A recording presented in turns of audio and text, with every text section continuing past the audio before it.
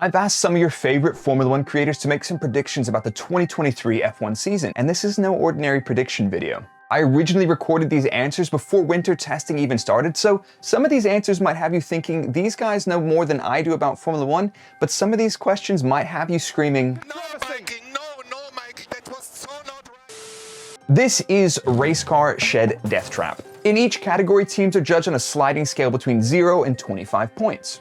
The closer you are to each category, the more points you win. But what is a race car shed or death trap, you ask? Let's start with the easy one, and this is the race car. This is judged on a team's average finishing gap to the front. Let's say you finish 1-2, that's maximum points for a weekend. But if one of your drivers scores first and the other one last, that's not so good. The next category is shed, and this is not a category that you want your team to win.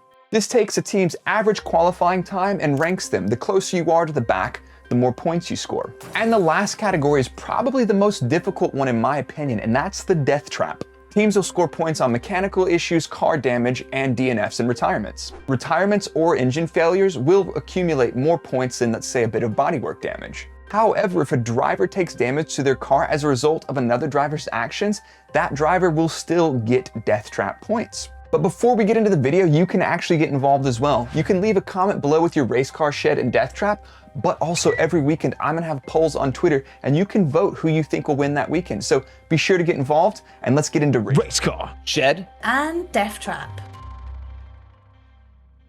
What team is taking the race car championship this season for you? Ooh, 2023, you know, like you said, 2 and 3. There could be many 2-3s for Ferrari, for Mercedes. You know what? I'm gonna go with my heart of what I kind of hope happens in the season. I'm gonna go with Mercedes being the overall race car.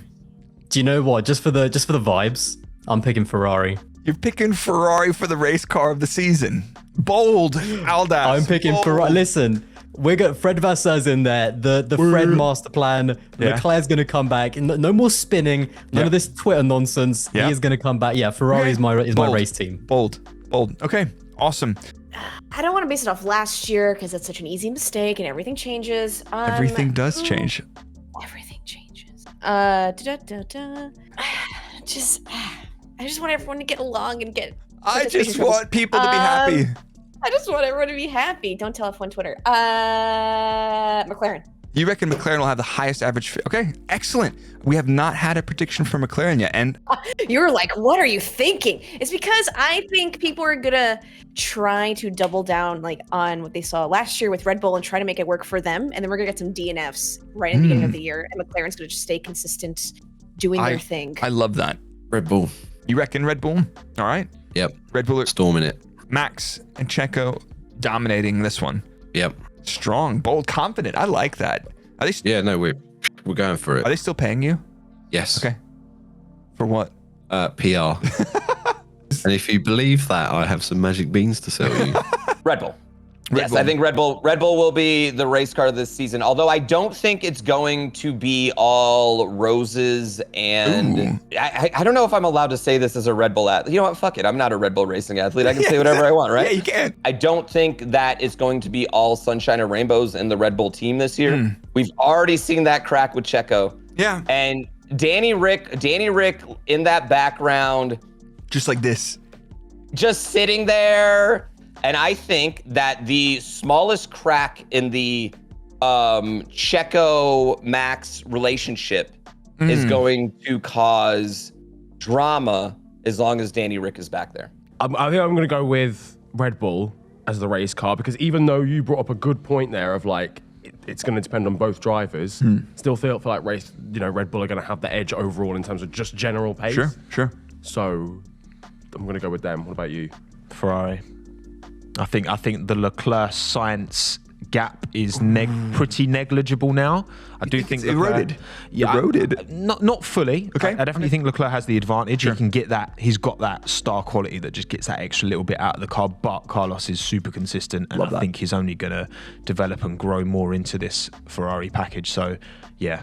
I'm also trying to think about who's also being consistent, because that's always my thing. It's great if you've got one person doing incredibly well, but if one of them's deeply inconsistent, or if both of them, which is my issue with Ferrari, you never knew what you were going to get. So weirdly, Ferrari was top of mind, but then The consistency, fell off. the consistency But I'm also goes away. I'm also trying not to put any bias into any of this. No. You're like, weren't Mercedes really consistent last year and really close to each other? It has to be Mercedes. I think that's a great shout. So confirm. I'm gonna go with this Mercedes. Mercedes is the race car. So Red Bull Racing leading the race car category with 4 nominations. Mercedes and Ferrari are tied with 2 each. Now I know it was before winter testing and I also wanted to believe, but there is no way McLaren are winning the race car competition this year. They've probably got a better chance at winning the Shed category. So let's check out the nominations for Shed. Let me hear your pick for Shed of the year. Now, I think most people would probably go straight away for Williams. But, you know, we've seen Alex, you know, a few times carry that Williams up the order. I love to see it. Closer. And I reckon, just the vibe I got from last season, AlphaTauri, they didn't really progress and didn't do as well in the new era. Ooh. And I think they're going to struggle again. They've lost one of their great drivers, Gasly. They've got a very, it's an okay lineup, but I think there's going to be a fair few races where they cock up and the car maybe doesn't work. It seemed like their operating window is like so tiny, we just couldn't get it to work. So They struggled go with last year. AlphaTauri. Is it too easy to just go for like Williams? I feel like it's almost too easy. I gotta spice it up. Do you know what I mean? I'm actually gonna go. Do you know what? I've got to spice it up again. We've got to go for these controversial picks. Yep. To be fair, I'm not sure if this is gonna be massively controversial, but I'm gonna go with Haas actually. So the opposite of the Ferrari 2.0. Oh my God. Yeah, I get it. Haas. Okay. You didn't even hesitate with that one. So you reckon? No, Williams got that Duracell battery on top now. I think. The Energizer Energy- corn. No, the Duracell, different brand. Sorry. Ferrari, because I don't want to drive to Maranello in a Fiat Panda. Okay, so if you're wondering what Engine Mode 11's talking about here, give me 30 seconds to fill you in. Dan likes to make some pretty outlandish bets, and here's the bet that he made last year. He said if Mercedes win a race, he will shave his beard, and he ended up shaving his beard off live on the Engine Breaking podcast. That's our podcast that we have together. But this year, he's one-upped that. Dan has said that if Ferrari win either the Drivers' or Constructors' Championship, he will buy a Fiat Panda and deliver a handwritten letter of apology to Maranello. It got so far that the Gazzetta even published an article talking about Dan's outlandish bet, and I think they were upset that he was giving Ferrari a little bit of trouble. Then, if that wasn't enough, James May, yes, Top Gear James May said, Dan, you soft sod, have you bought the Panda yet? This is probably happening. Needless to say, Dan wants them to be as far away as possible from winning the race car competition, and to sweeten the deal, I've even told Dan that I will go to Maranello with him to help deliver that letter, and also for protection. Anyway, back to the video. If we could take every driver out and we put an equal driver, a robot driver into every car, I think the McLaren would be the second worst car on the field behind the Williams. That's wacky. And maybe even the worst car. Maybe even the worst car on a lot of tracks because the Williams is faster in the straights than the McLaren. Unfortunately, the Shed category, you're not going to give it to McLaren. You're giving the Shed for this season. I am going to give it to Williams, but I'm knocking McLaren. I will spend all my time talking about how glad the McLaren car is. Yes. McLaren, you're on fraud watch, all right? Yes, they are absolutely on fraud watch. The problem is I have, as much as I think the easy pick would be Williams, I actually think that Logan's quite strong in qualifying from what we've seen so far. I think I do worry for AlphaTauri. Sonoda, I think, is good. He's a great qualifier on his day. I just don't know if I have the belief in that package. So I think I'm going to say AlphaTauri. AlphaTauri for your Shed for the season. Man. Yeah. Scathing. But rationale, I can buy it. Yeah. Didn't seem to develop last year. What we saying, mate? Goodness gracious. Okay, my Shed is gonna be. It's not personal. I actually promise. It's gonna be Haas. You're not helping. I know. They're not gonna. Admin. They're not. Admin. They ain't unblocking me. They ain't unblocking me. Niren is banned by the Haas admin. The Haas admin on Twitter, which is not going to get helped by what I've just said there. I'm not entirely sure how Nico Hulkenberg's going to do this season, even though he's got good pedigree. Yeah. A lot of unknowns. For a little while. So old. Ancient, basically. Yes, as a driver lineup, it's an older one.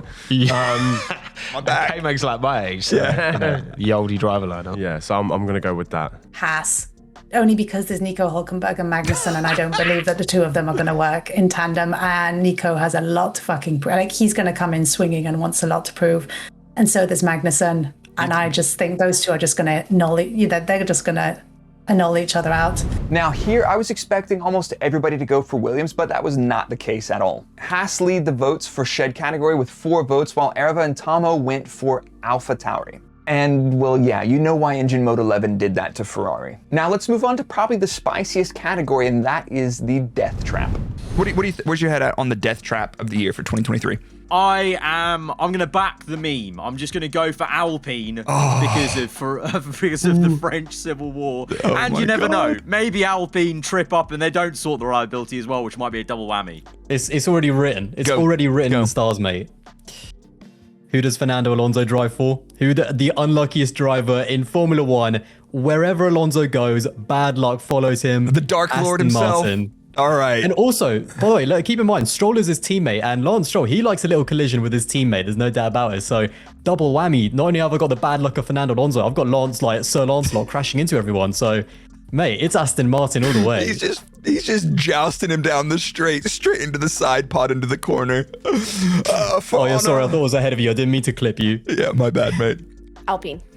I just feel they're going to be somewhere in the mid-pack, and those two are going to be constantly battling, so a lot of on-track incidents are going to happen. Love that. And then I feel with their drivers are not as experienced as having Fernando Alonso, so they don't have that kind of knowledge as much as having another driver or a senior driver. Sure. Yeah. So you basically predicting the French Civil War. Yes. Aston Martin, specifically Fernando Alonso's car, because that man is a magnet for trouble. Yeah, he is. The Dark Lord giveth and the Dark Lord receiveth. And he taketh. Yep. Okay. Yep. He's going to go into low Earth orbit again, thanks to Lance Stroll. This pains me to say, but I'm gonna give it to America's team in Haas right now. They have all the problems that Ferrari does in a worse car. You know what I mean? In like a worse car, a worse chassis with worse drivers. You know what I mean? They have all the issues that Ferrari has to deal with. They also have to deal with, but with a lot less support. I know it's a cop-out, but I've got to say Alpine, because the unreliability of the car and the unpredictability of that driver lineup. And we know Esteban, yeah, I love it. I love Esteban, but he does push it with his teammates. It kind of has to be Alpine. You're going Alpine for your Death Trap. Okay. What are you thinking? Have you been convinced? I think I'm going to go with Alpine as well. I'll be totally honest, I completely forgot the dynamic of Ocon versus Gasly for a second, and then was like, oh my god. These two. It's not even so much that they're going to be like beefing all the time. It's just they're just going to be together on track. They both want to be number one driver. Yeah. And Ocon doesn't yield for teammates. We've seen that consistently. Like, that's just part of who he is as a driver, seemingly. And the car had no reliability at all. I'm going to go with my gut. The two that came straight to mind, and we mentioned both of them, is Alpine and Ferrari.